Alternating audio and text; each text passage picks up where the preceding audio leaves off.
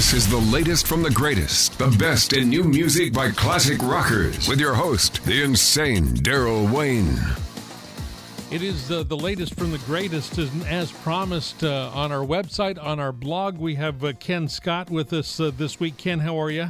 I'm doing great, thank you. How are you? Good. Ken and I have had about 3.5 hours on the radio together a couple of months ago and led to some interesting conversations. And always, as we walk away from things like that, there are always times to follow up and ask more things. How is it going with the book tour at this point? Abbey Road to Ziggy Stardust, the book that you wrote. Yeah, it's what can I say? It's hectic. I'm half the time I've no idea what's going on. I just open up the computer, see a page from Devon, my publicist, and it says I have to make a phone call or I have to be somewhere in such and such a time, and that's it. I do it, and it's more hectic than I'm used to. I'm used to just turning up at the studio, and we work for 14, 15 hours, and that's easy to compare to this. Well, how's the reaction to the book? I've had at least a dozen people that I've turned the book on to. They've all read it, and they've come back, and they've thanked me for letting them know about the book. You as the author must be getting some wonderful feedback on the book. Yeah, it's great. Everyone that's read it has loved it, it seems. I haven't seen anything negative about it yet. Actually, no, there was one website that panned it like mad just because of my statements about Paul McCartney, but they all seem to be in love with him, so I kind of expected something like that. But otherwise, it's all been totally for the book, and it's great. Now it's just a question of getting more people to know about it. We all talk about the roots of rock and roll. We all talk about, obviously, heritage product in the industry. But you were actually there at the creation of a lot of this stuff, obviously, with the Beatles and with the Rolling Stones and David Bowie. What was the spirit like back then when you were involved? Well, it was great. We were just having fun. What can I say? We never, ever dreamed in a million years that we'd be talking about it all, or have to be talking about it all in 40 or 50 years' time. Yeah, we were just having a blast. We were making records for ourselves, and if other people liked it, that was great.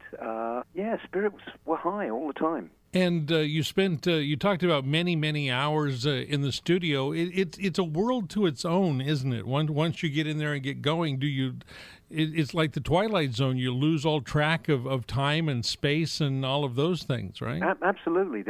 It's kind of like Vegas. There are no clocks anywhere. These days there aren't. When I first started, there were clocks because sessions were only 3 hours long at that point, and session musicians always wanted to know, okay, when are we going to go into overtime, so that they could mess up on the take just before they would go into overtime, so they'd have to do one more take and get a bit more money. But that, thanks to the Beatles, that all changed, and clocks got dropped from studios, and you go in the light, and if you walk back out in the light, you know you've been in there for at least 18 or 19 hours. Speaking of Las Vegas, they say what happens in Vegas stays in Vegas. What about telling stories about what's happening in the studio? Has anybody really come back to you and say you're telling stories out of school a little bit? Absolutely not. I haven't had any of that, no. Mind you, I don't know if anyone I wrote about has actually read the book. So, but no, look, I could have. I almost said should have, but I could have followed my wife's advice. She's always said, "Oh, just lie about it. Most people are dead now, so there's no one to argue." But well, then, you would know. I mean, that would bother you to the grave, I would imagine. So, absolutely. Involved with some great albums, and I have one I'm holding in my hand right now by the name of Aladdin Sane. Oh yeah, David Bowie. What was that? What was that session like? Well, it was different from the other albums because we started off in New York at the RCA studios, and it was weird for me because I generally speaking, I will engineer my own productions. That's what I grew up doing, and I know it so well. I prefer to get rid of the middleman kind of thing. And on that when we started that particular album, working in New York, it was the first time I came across unions in a recording studio, and yeah. I wasn't allowed to touch anything in there. I did at one point push a button and almost caused a strike, almost caused a walkout, and I got hell for that. But we got through that and went back to England to Trident, and we finished the recordings there. And it was amazing because that was the first time that I got to work with Mike Garson. And it looks like Mick Ronson was heavily involved in it. Well, he was with all of Bowie's stuff that I worked on. He was Bowie's right-hand man at that point, and he knew Bowie's thoughts almost before Bowie did, often, or at least at exactly the same time.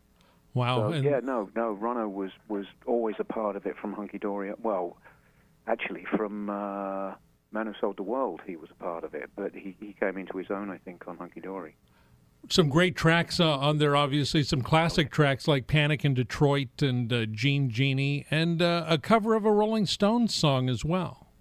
Yeah, well, there was always someone else's song on the albums that we did, on the 3 albums that we did together, of Bowie's material. We always did one cover, and that happened to be the one for that album. Wow, it's funny because I like my favorites seem to be the more theatrical tracks, shall I say, that we did with Bowie. Like on Hunky Dory, it was Life on Mars. Then on Ziggy's Moon Age Daydream. But my favorite from Aladdin Sane is Time. I think that is so over the top, but it's amazing. Time, he's waiting in the wings. He speaks of senseless things.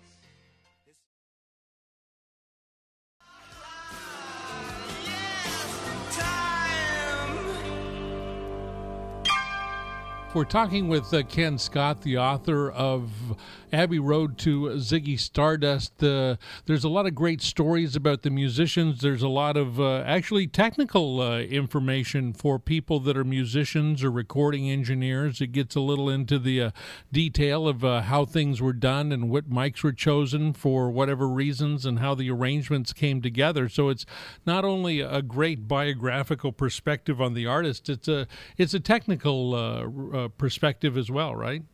Yeah, I'd like to point out for anyone that's not into that kind of thing that we set it up in a very specific way because I didn't want the book to be technical. That was sort of, I can't say, in the beginning it was pushed on me. I just wanted it to be stories, but everyone around said, look, there's got to be some technical stuff. So the way we set it up was the technical stuff is done as sidebars. So if all you're interested in is the stories, you can go through those and you can bypass the technical side easily. Or vice versa, if you're into the technical side, you can bypass the stories and you can find the technical parts very easily. So I wouldn't want anyone on either side of the fence to be put off that, I don't want all the stories, so I'm not going to bother. Or it's all technical, so I'm not going to bother. It covers both areas, and they're divided in a very specific way. The name of the program is The Latest from the Greatest. You've got me, the insane Daryl Wayne, Ken Scott. Ken, definitely part of producing and recording history for not only the Beatles and the Stones and Pink Floyd and David Bowie, but also involved with Missing Persons and Devo and some of the 80s, what would be termed to be new wave, right? Absolutely, yeah. But I have no idea quite what you'd call Missing Persons. They were they were so different to anything else. I remember there was an occasion very early on in their career, and Duran Duran were playing at a club in LA called the Roxy, right? And we, Missing Persons, were playing the Whiskey A Go Go, and it was funny because you could tell who was going to which shows because you'd have all of these fancy-dressed people in like the new romantic era with all of the puffy sleeves and all of that kind of thing. They were all going to Duran Duran at Roxy. Thin ties and sport coats, right? Yes, yeah. But then you'd have the leather jackets and all of that kind of thing going to Missing Persons. it was great for just sort of watching people and being able to judge what they were into. Sort of a polarizing effect. I remember going to the Santa Monica Civic with Elvis Costello, Nick Lowe, and Mink DeVille concert. And at the time, it was probably 1977, 78, and these guys were still considered to be sort of punk acts. Yeah. And I was in the lobby, and somebody tapped me on the shoulder. I turned it around, and it was Timothy Leary. Oh, wow. And I had interviewed him a couple of months earlier, and he recognized me. And his comment was how, quote-unquote, normal the crowd looked in comparison to what sort of the punk image or the mods or whatever the case may be. He expected to see, you know, spiked hair and piercings, and this was a collegiate crowd. Yes. And we knew at that point we had turned the corner a little bit musically. Yeah, absolutely. It had become the norm. It's bizarre when that happens. I remember seeing it. Well, obviously, to start off with, though, I was sort of young, and I guess a part of it would be the Beatles with the long hair and all of that kind of thing. Then seeing it with Bowie, where he took off with the short cropped ginger hair, and you'd be walking down driving down the street, and you see all of these kids that had exactly the same look. And that's one of the strangest things when the phenomenon happens and people start to emulate it, and it's, wow, I was part of this? That's astounding kind of thing. On the latest from the greatest, we're playing new music from classic rock artists because a lot of the classic rock stations limit their playlist to things that are probably 30 or 40 years old, and a lot of the new stations are playing stuff that just fell off American Idol and something that Lady Gaga or Katy Perry just recorded.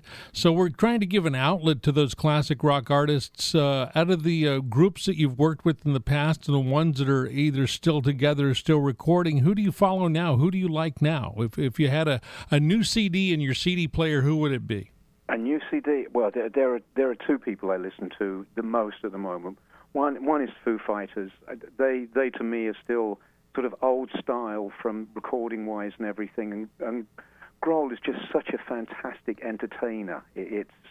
They don't sort of break down musical barriers or anything like that, but my God, they put on a great show. And aggressively attack and pursue the music. Yes, absolutely. And then there's a young lady, she's English, but she lives over here in L.A. She's called Karina Round, and I like a lot of her stuff. She's like, if I had to categorize her, I guess it would be she's a modern-day Kate Bush or something like that. Wow.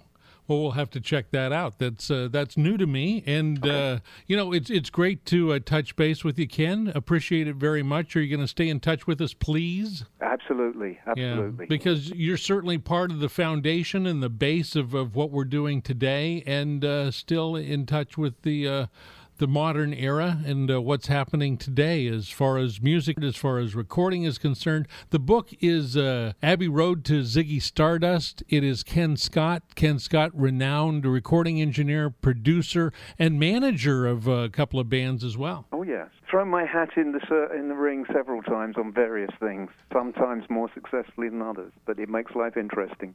Okay, Ken, thank you. Stay in touch. I will do, absolutely. Thank you very much. Ken Scott on with us from the latest from the greatest. It's me, the insane Daryl Wayne. We'll be right back. The latest from the greatest, the best in new music by classic rockers. Will be right back.